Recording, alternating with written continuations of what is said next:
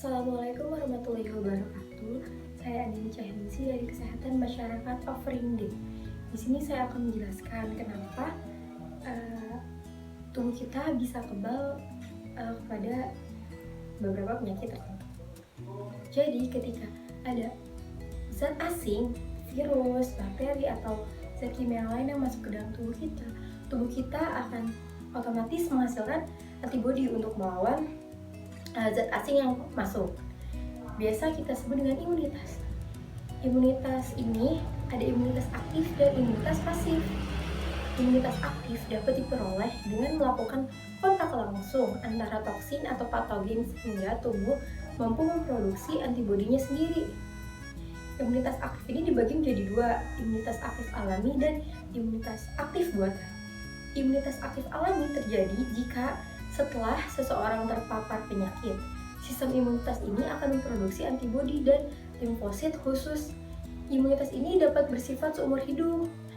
Selanjutnya, imunitas aktif buatan. Imunitas aktif buatan timbul karena adanya rangsangan dari patogen yang dimasukkan ke dalam tubuh melalui vaksin, yang kemudian mengaktifkan sistem imun. Vaksin sendiri merupakan patogen yang sudah dilemahkan atau toksin yang sudah diubah sebelumnya. Nah, karena itu vaksin ini tidak menimbulkan penyakit. Lalu imunitas pasif. Imunitas pasif terjadi jika antibodi dari satu individu dipindahkan ke individu lainnya. Imunitas pasif ini ada dua juga, imunitas pasif alami dan imunitas pasif buatan. Imunitas pasif alami ini terjadi melalui pemberian ASI kepada bayi. Ada antibodi nih namanya immunoglobulin milik ibu masuk ke plasenta. Antibodi ini dapat memberikan kekebalan sementara untuk beberapa minggu atau beberapa bulan setelah kelahiran. Lalu imunitas pasif buatan adalah imunitas pasif yang terjadi melalui injeksi antibodi dalam serum. Imunitas pasif dihasilkan oleh orang atau hewan yang kebal karena pernah terpapar antigen tersebut. Sistem imun ini didesain untuk mengenal dan menghancurkan benda asing yang masuk ke dalam tubuh manusia, termasuk patogen.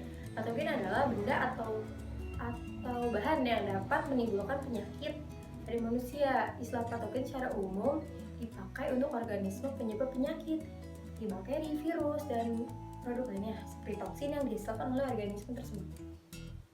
Bagaimana sih cara kerja dari sistem imun ini? Pertama-tama, memori sel ini berupaya mengenal benda asing yang masuk dan disimpan dalam ingatan. Sel memori ini disebut dengan reaksi imunitas primer.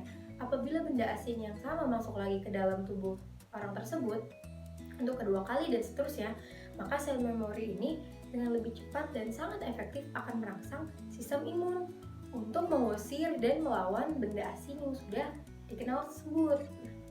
Reaksi tubuh akan lebih cepat dan lebih efektif dibandingkan dengan reaksi pertama kali kita kena penyakit itu. Pada pemaparan antigen yang masuk ke dalam tubuh pertama kali akan direspon oleh sel makrofag yang berfungsi sebagai sel penyaji antigen. Makrofag akan memberikan antigen kepada sel T penolong untuk dibentuk respon pertahanan tubuh terhadap antigen tersebut. Sel T penolong ini akan mengaktifasi sel B dan sel T sitotoksik. Kedua proses aktivasi tersebut memiliki respon yang berbeda terhadap antigen tadi. Sel B sebagai kekebalan humoral akan menghasilkan antibodi dalam plasma darah dan limfa. Kalau sel T sitotoksik ini akan melawan antigen secara intraseluler, yaitu dengan melisiskan sel-sel yang sudah terinfeksi tersebut.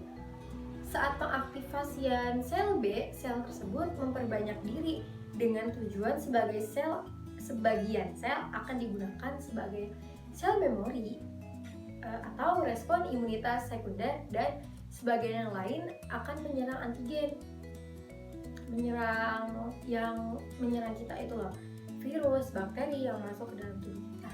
Sehingga pada pemaparan antigen yang sama pada waktu yang akan datang akan langsung direspon oleh sel B memori dan langsung memproduksi antibodi untuk melawan antigen tersebut. Contoh penyakitnya adalah cacar.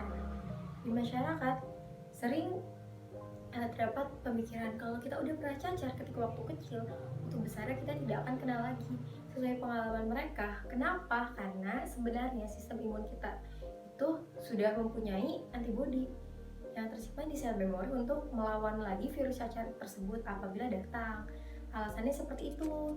Namun, tidak memungkinkan kalau kita terkena cacar untuk kedua kalinya, karena jika keadaan tubuh kita sedang drop, imunitas kita sedang drop, virus tersebut bisa saja melawan antibodi kita karena sistem imun kita sedang lemah. Maka dari itu kita harus menjaga